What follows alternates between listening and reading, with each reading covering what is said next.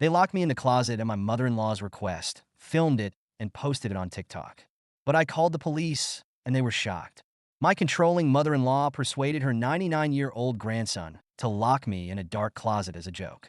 When my husband wouldn't intervene, I ended up calling the police. My relationship with my husband's family has always been strained, particularly with his mother. Here's some background. My husband, Michael, is one of 3 siblings. Despite having an older sister, he was always the favorite. My mother-in-law, Barbara, exhibits classic narcissistic behavior. She often demanded gifts on Michael's and his sister's birthdays, claiming they owed everything to her. Michael shared with me countless stories of how, during his childhood, his mother would turn every one of his achievements into her own. When I first began dating Michael and visiting his home, Barbara was exceptionally kind, but her attitude deteriorated as our relationship became more serious. Over the years, her antics grew worse, hitting a peak when we decided to marry 5 years ago. Barbara's interference made wedding planning a nightmare. Luckily, Michael and I had decided to finance everything ourselves to keep family members from meddling. When Barbara attempted to change our wedding venue and layout, I politely declined. She complained to Michael, who tried to negotiate with me, but I stood my ground. For our wedding, I wanted a laid-back, fun, non-religious ceremony with a varied bridal party in a loose color scheme. My only request for Barbara and my bridesmaids was to choose dresses within the color palette and show me before purchasing. My mother and the bridesmaids showed me their selections, and I approved them all. Barbara, however, never showed me any options despite my repeated requests leading up to the wedding. On the wedding day, Barbara arrived in an off-white dress, shocking everyone. It was a mid-length dress with a sheer chiffon layer and a bolero. She looked smug as she saw my reaction. I broke down into tears, and Michael immediately asked her to either change or leave. Her husband refused to take her back, causing an argument. To keep the peace, I allowed Barbara to stay in her inappropriate dress. It was mortifying as guests noticed and commented on her attire. I ignored her throughout the event, not saying a word. Michael, though understanding my frustration, urged me to let it go, insisting I was the bride no matter who wore white. This deeply upset me as he failed to see the significance of his mother's actions. I decided to forgive her, even though she never apologized. Her narcissism didn't stop there. When we were trying to conceive, it was a difficult time. After suffering a miscarriage, I was understandably anxious. When I became pregnant again, Michael was thrilled and supportive, attending every doctor's appointment, reading parenting books, and setting up a nursery. 3 months later, we felt ready to share the joyous news. After ensuring we had safely passed the critical first trimester, we decided it was time to share our exciting news with our family. We arranged a luncheon and invited our parents, close relatives, and friends. They arrived expecting a regular gathering, but their faces lit up with surprise and delight when they noticed my slightly rounded belly. My mother was moved to tears upon seeing me and immediately realized I was expecting. She completely understood our need for secrecy and was thrilled at the prospect of becoming a grandmother. Her joy was palpable as she expressed her happiness and excitement. In stark contrast, Jake's mother, Linda, reacted with anger and disappointment. She felt excluded and accused me of deliberately keeping her in the dark despite my attempts to explain our cautious approach. She remained upset and refused to speak with me for the rest of the day. Her disapproval cast a shadow over what should have been a joyous family celebration. Throughout the evening, Linda ignored me and showed blatant disrespect, not only towards me, but also towards my mother, who had always been kind to her. Linda remained engrossed in her phone, clearly upset and making no effort to participate in the family gathering. She openly voiced her frustration, feeling she had missed out on precious moments with her unborn grandchild.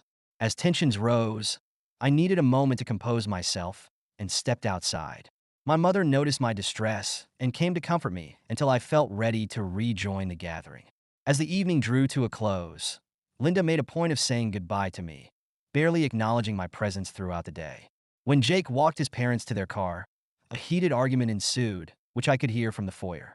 Linda seized the moment to further express her grievances about me, escalating the already tense situation. Fortunately, all our other guests had left by then, leaving just my parents, Jake, and his parents. Linda angrily told Jake she couldn't believe I had kept the pregnancy from her, accusing me of not valuing family. Jake calmly explained, we had both decided to wait until we were sure everything was fine before sharing the news. Linda, however, was not satisfied and began yelling. The conversation went as follows. Linda, this is our grandchild. I deserve to know from the beginning. As your mother, you should have called me immediately. Jake, Mom, we just wanted to be cautious before sharing the news. Linda, cautious? I am your mother. You should have trusted me. This is all her fault. She controls everything. Stand up for yourself.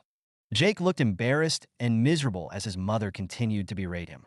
Tears streamed down my face, the harshness of her words leaving me hurt and bewildered. I wanted to step in, but my mother advised me to stay quiet, knowing Linda was just looking for a fight. I heeded her advice, not wanting to give Linda the satisfaction of engaging in a confrontation. Linda continued to rant, insisting Jake should take control and not let me dictate our lives. Linda demanded that Michael open his eyes and realize that I was controlling everything, and as his mother, she should have been the first to know if her son was having a child. Eventually, her husband Tom urged her to calm down and drove her away. This wasn't the last time she acted out. Her list of outrageous and entitled behavior is endless. Here are a few instances. She tried to teach our baby to call her mom instead of grandma, which infuriated me. She would beg to babysit our child and then make sure everyone knew how much we depended on her. When I had health issues after pregnancy, she told me I needed to be a better mother and to get over myself. Due to these incidents and many others, my relationship with Linda has never been great, but I continued to tolerate her for Michael's sake. Recently, Linda and Tom moved into a new house and kept inviting us to check it out. We were busy, so we couldn't go immediately. Michael wanted me to go alone with our child, Emily, but I was hesitant. He urged me to go so that his mother would stop calling him to check out the new place. Begrudgingly, I agreed to visit during the weekend. Emily had a friend's birthday party that weekend, so I dropped her off and asked my mother to pick her up, since Emily loves spending time with her grandparents. It was a sunny Friday afternoon when I went to see my in-laws' new place. The property was expansive, and it seemed like Tom had spent a lot on it for his retirement. The house was enormous, with a blend of modern and classic styles. The yard was lovely, with plenty of greenery and fragrant flowers. When I arrived and rang the doorbell, Linda answered. Initially, she looked excited, but her expression changed when she saw it was just me. She asked, "Where are Michael and Emily?" I explained that Michael had an appointment and Emily had a friend's birthday party. This upset her, and she started complaining about how selfish we were for not finding time to visit her. I awkwardly changed the topic by expressing my interest in seeing the new house. She smiled sadly, but invited me inside. The interior was just as impressive, with high ceilings and tasteful decor. My sister-in-law, Karen, and her 9-year-old son, Jack, were also there. I greeted them warmly, but Karen, much like her mother, never seemed to like me. Whether it was a personal issue or just to please her mom, she rarely engaged with me. Linda informed me that Tom was out with friends, so she had invited Karen and Jack over for some quality time. I nodded politely and tried to strike up a conversation with Jack about school. While discussing school, Linda abruptly changed the topic to her recent clothing purchases, mentioning she wanted my advice on her new wardrobe. This surprised me, as she had never sought my opinion before. Hiding my surprise, I responded politely, offering to help. Despite our history, I decided to see this as a positive opportunity to bond over something simple like fashion. Linda seemed pleased and led me to what she proudly called her pride and joy, a newly built walk-in closet. As we approached the impressive display of clothes, shoes, and accessories, I couldn't help but admire the lavish collection she had amassed. While I was appreciating the outfits, Linda eagerly began showing me different pieces, asking for my opinion on colors, styles, and accessories. It was a bit surreal given our rocky history, but I tried my best to be helpful and provide thoughtful suggestions. Linda then encouraged me to look through her closet and said she would be right back. I nodded and was checking out her new clothes when I heard the pattering of feet running behind me. Before I could even look back, with mischievous laughter, Karen's son, Jake, gave me a push, causing me to stumble into the closet and swiftly lock the door behind me. I fell face first into the closet, my head and teeth hurting from the impact. At first, I couldn't comprehend what had just happened. The initial shock gave way to a sense of confinement and panic as I realized that Jake had turned off the light switch, which was outside the closet door, and had locked me in. I was enveloped in darkness and felt claustrophobic.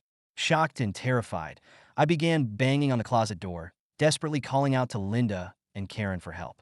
However, my pleas seemed to fall on deaf ears, or perhaps they were conveniently ignoring my distress. I fumbled for my phone, hastily switching on its flashlight. Anxiety crept in as I noticed my dwindling battery, making me worry that my phone might die before I could escape the confined closet.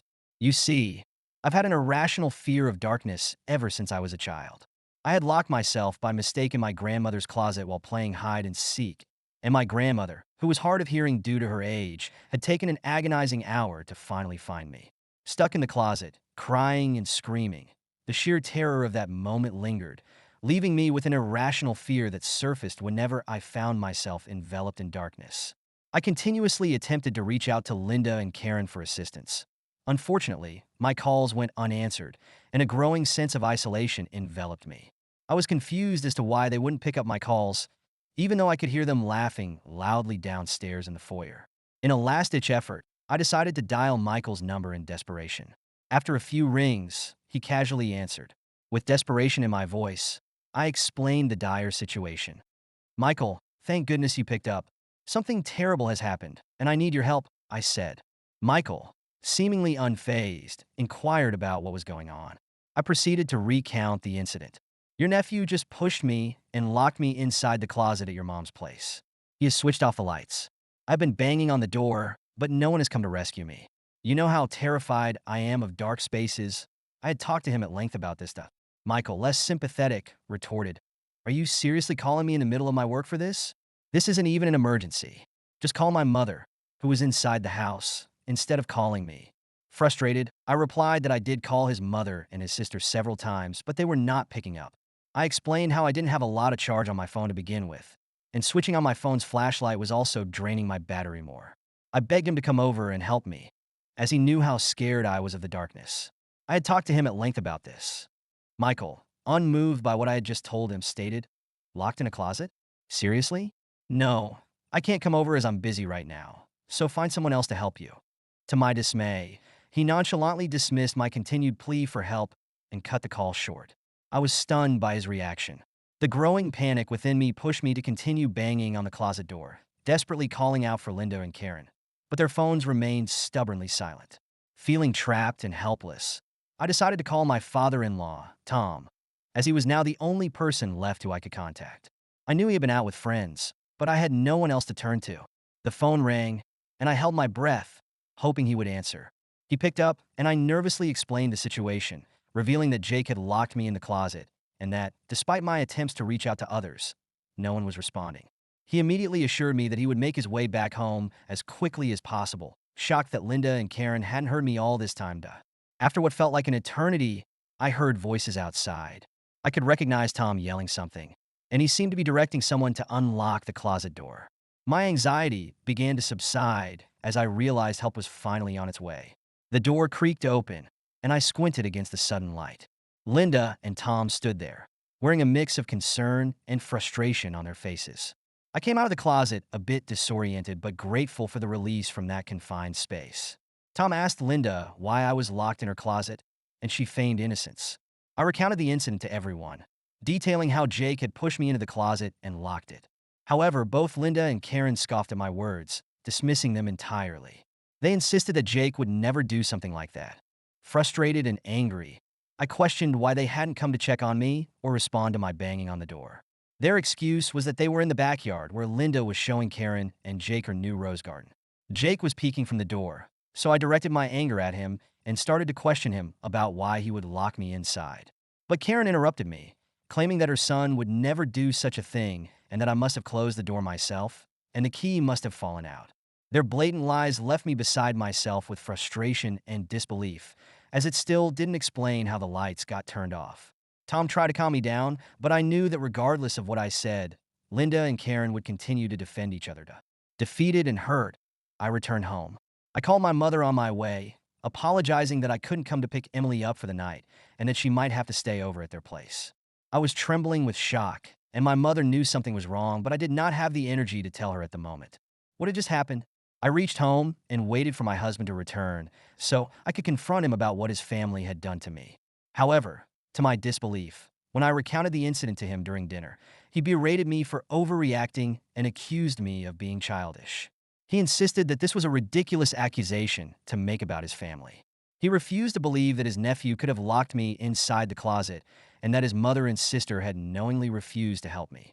He continued to justify his actions, saying that he wasn't at my beck and call, so I needed to be more understanding with everyone. Gaslighting me, I started to doubt myself. In an attempt to avoid further conflict, I chose not to argue with him any further. I retreated to bed, enveloped by profound loneliness, struggling to understand what had happened. The weight of the incident pressed heavily on my chest, and the feeling of being dismissed and misunderstood by my husband lingered. I knew that what had happened to me wasn't merely a prank. It was intentional, calculated, and deeply humiliating. Everyone pretty much knew that I was afraid of the dark. The following day, while I was at home grappling with the emotional aftermath of the previous day's ordeal, I received a TikTok link from my cousin. She asked if the video featured me. I was horrified to see that my nephew, Jake, had recorded the entire incident and shamelessly posted it for his followers on TikTok. He was clearly telling his followers how he wanted to prank me and that locking me inside the dark closet was the perfect plan. He hid the camera in a corner and then ran to push me inside. My blood boiled in anger. Seeing his laughter infuriated me. I shared the video in our family chat, demanding that everyone now owed me an apology since I had proof. I also wrote to Karen, insisting that she get Jake to delete the video immediately. Instead of acknowledging the severity of the situation, Linda brushed it off and said that it was really funny to watch. She claimed she hadn't seen anything more hilarious and excused it by saying, "Boys will be boys." Karen joined in, insisting that I shouldn't be bothered by the video and should just let it go, arguing that Jake had played a harmless prank on me. I warned them that if Jake didn't remove the video, I would take legal action. Linda replied, saying I was overreacting and needed to chill out and learn to be a part of the family. Fed up with their lack of empathy, I decided to take matters into my own hands and teach them all a lesson. I called the cops immediately and provided them with the evidence of the incident, recognizing the gravity of the situation. They agreed to visit Karen to question her about why her 9-year-old child had a TikTok account and was posting such prank videos. Later, Karen called me angrily, asking if I seriously had the audacity to file a complaint against her. I told her that I had, and that I was willing to take this to court. She started yelling at me some more, but I quickly told her that I was recording the conversation and would be happy to give it to my lawyer. She quickly shut up after that,